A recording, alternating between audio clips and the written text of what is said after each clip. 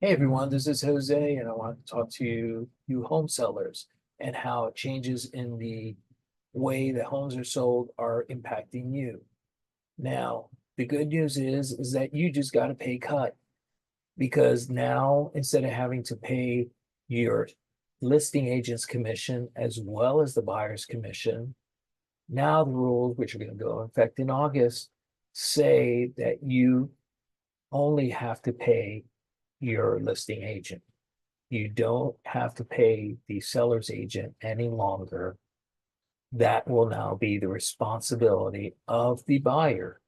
The buyer will pay the buyer's agent, and the seller will pay the seller's agent, or the listing agent, as is normally called. So that's good news. Now, I want to look at the other side of the coin. If buyer's agents are not getting paid, obviously they're not incentivized to show a home that does not pay a buyer's commission, particularly if they're working with a buyer that may not be able to afford the buyer's commission and may be looking forward to a seller concession to cover the buyer's commission. So sellers, you have a choice to make. You could either stick to your guns and say, I'm not paying buyer's commission.